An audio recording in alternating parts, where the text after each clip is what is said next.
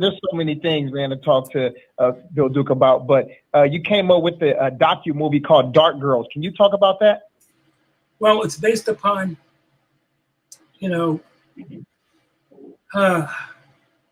what I saw when I was growing up, young black women going through that are dark complected and some light complected too, what they went through in terms of, I mean, in our, you know, dark skin is not considered to this day necessarily pretty. And, you know, it's like a lot of women have gone through a lot of suffering because of the complexion of their skin, and they wanted to give the voice to the voiceless. And one of the interviews that did not get into the film, and I regret it to this day, was I filmed it in my hometown, Poughkeepsie, New York. I couldn't get in the film because the sound was bad. The sound, he couldn't correct the sound. But this young black woman in her 30s, interviewing her, and we said, well, what does this mean to you? What have you been through? She said, oh, I haven't ridden, and I never rode in the passenger seat of a man's car until 2 years ago.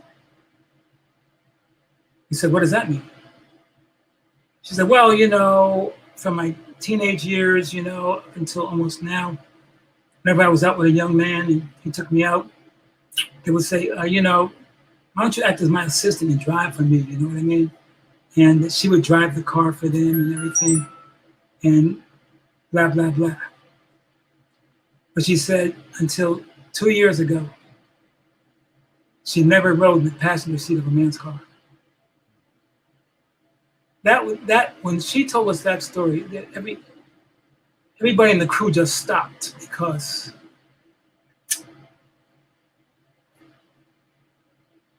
and that's black on black. That's us doing it to us. To this day. What's the origin of that, would you believe? I think it's the house Negroes and field Negroes from slavery. I think it's, you know, white is always considered better. Lighter is always considered better. But I did a film called Light Girls too, because light-skinned women go through similar things. There was one light-skinned girl that told some light girls that the dark-skinned girls, when she was in elementary school, to take her into the bathroom. When she was in the bathroom, she was afraid to go to the bathroom because the dark-skinned girls would come in and slam her to the floor and pull her hair out by the roots until her scalp was bleeding, because they felt that she was so cute because she had good hair. And she was like, you know, 12 or 13 years old. That's us doing it to us. So the thing is, yes, it comes from slavery. It comes from, you know, what we do to each other. It comes from advertisement, you know. You don't see a lot of darks in positive ways in terms of things. And so media is a very powerful tool. So as a result, you know, if you don't see yourself reflected in very positive, it's getting better, but it's not where it should be yet. Yeah, you mentioned house Negro versus field Negro, and I instantly go back to Malcolm X's speech. And you were born in Poughkeepsie, New York. Can you reflect upon the 50s and 60s growing up in that climate? And if you had a relationship with Malcolm X or Red Fox, anyone down there at the time? Well, I was born in 1943. Mm-hmm. So in the 50s, I was like 7 to 50s, I was 7 years old. 50s, 60s, I was very young. I can tell you some things. Sure. There's some good white people that I was friends with. Then there were people who were totally racist. We were 8, 9 years old. My sister and I were walking from church one day, or from a movie one day, to our home. And we passed this gas station and these white bikers. My sister was, I think, 8 and I was 9. And this white bikers said, "Hey, nigga, stop." We said, my mother and father always told me, never confronted by them. Started running. Got on their bikes, they chased us down the street and caught us. and knocked me to the ground and pushed my sister and beat me, kicked me in the face, and punched me in the face and all that stuff. And he said, next time, nigga, we tell you to stop, you're gonna stop, right? And so we got up, we ran back to the house. My father saw us and said, what happened? We told him. He said, get in the car. He went upstairs, got his gun, put us in the back seat. He said, when you see them, you let me know. Rode back up and down Main Street 15 times. And we saw them, but we would never tell my father because he would have killed them. And we would have never seen my father again. Wow. Did you ever tell your father that when you became a grown man? What? Did you ever tell your father that story when you became a grown man? What do you mean? Like you said that you did see them, but you didn't tell him. No. We would never know. No. In those days, it's like we were protecting him, because my father, very gentle, soft-spoken, hardly talked at all. Very humble man. Worked 3 jobs at the same time. That's where I got my work values from. But he messed with his family. Brother, in those days, black men, no matter what position they were in, brother, if they were working brothers, they would take a lot of stuff, but you never mess with their family because there were consequences. Have you seen American Skin yet? No. Okay, well, because it deals with the father-son relationship as well. How should we handle those situations now? It's not as in your face now. Maybe not, depending on where you live. Well, I live in Los Angeles, so it's not like in my face. Like, I'm in Los Angeles also. Say it again. I'm in LA also. Oh yeah, beautiful. And how should we handle those situations moving forward? What kind of situations? Like those racial undertones and the forwardness of racism today. I think that you have to accept the fact that it continues to be a reality in this nation, in this world. And there's a balance in terms of our reactions. I'll give you an example. This happened years ago. I was the first black director on Dallas. It was the most popular show on television at the time. Yep. So I had a used car and had I put my little suit jacket on, briefcase, and was going to really impress the fact that first black director, I'm going to be proud of my people. I drive up to the gate. I roll the window down. The security guard looks into the window and he says to me, "Who are you delivering for?" I said, "What did you say?" He said, "Who are you delivering for?"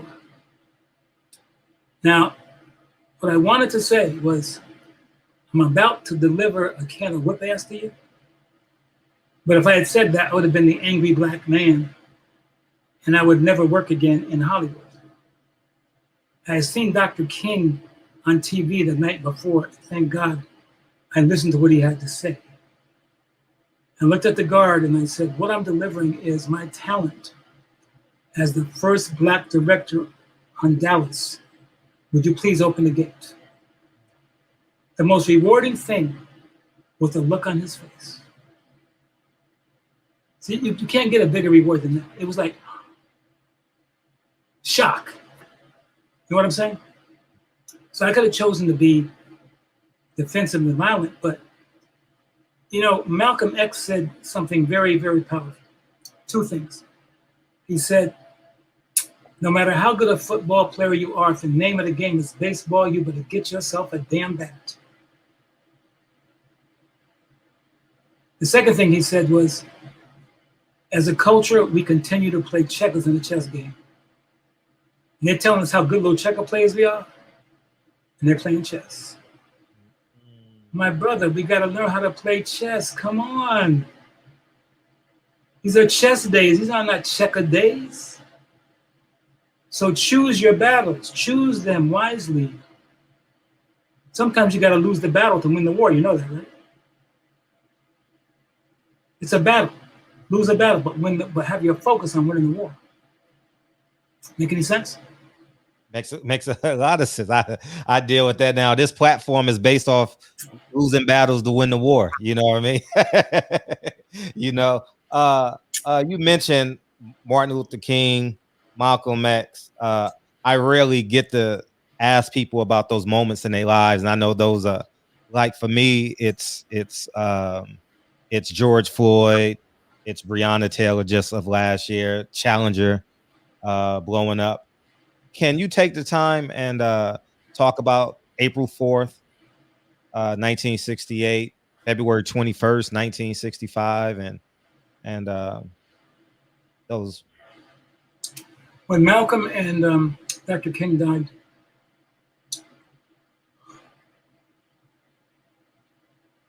I want to say it took my breath away because it did for years.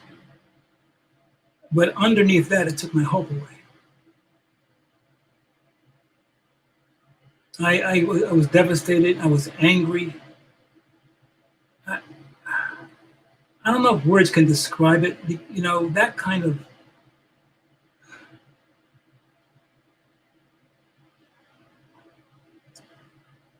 loss. It's like, you know, their assassination killed more than them as human beings. It killed a movement, it killed hope, it killed a lot of things that we were hanging on to. And it took us way back.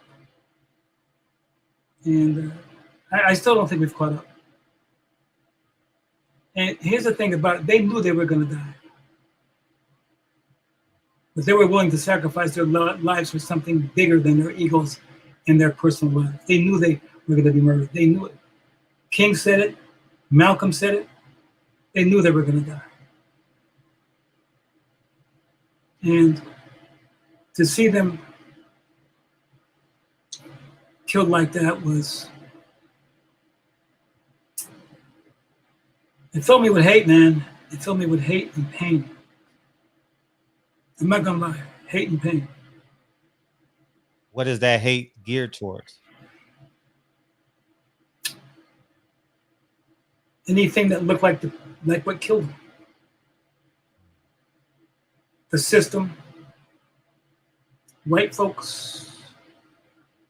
It was misguided hate because a lot of white folks helped. But it was a time where you didn't think clearly, man. When Bobby Kennedy announced that Dr. King died on TV, man, it was like, I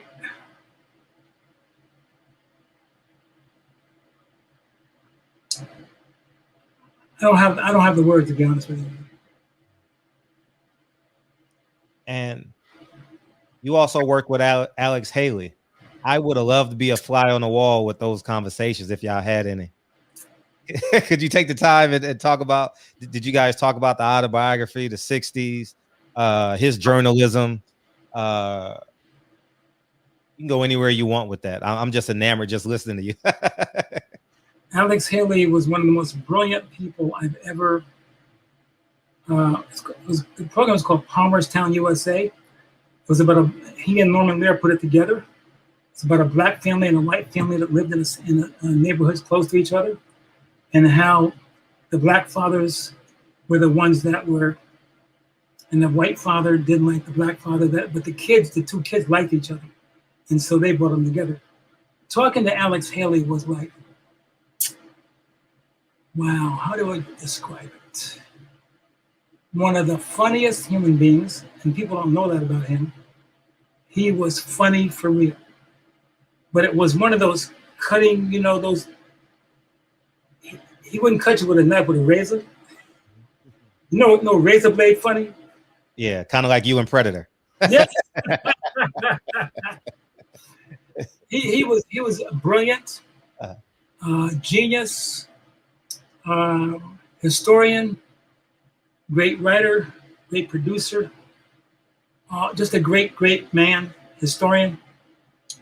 And when you talk to him, you learn something. When you talk to Alex, it wasn't just a conversation. He didn't see himself as this big historical person. He was just having a conversation with you, but it was the depth of his conversation that he took it to, that you ask a simple question, you got the historical context of the question you asked. And it was a gift from God.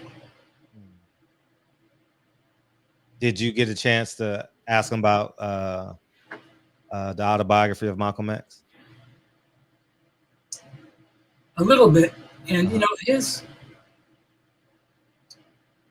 see, the thing about Al, there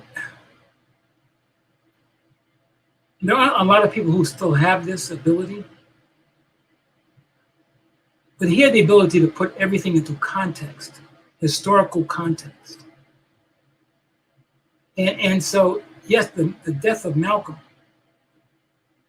but what about the many deaths before Malcolm that led up to Malcolm's death? Do you know what I'm saying? He would give you a litany of all of the deaths that ever happened to the people who sacrificed themselves for us. Right. You know what I'm saying? Yes. So it was, he spoke history, he spoke compassion, he spoke passion, he spoke commitment, dedication, and courage. DB?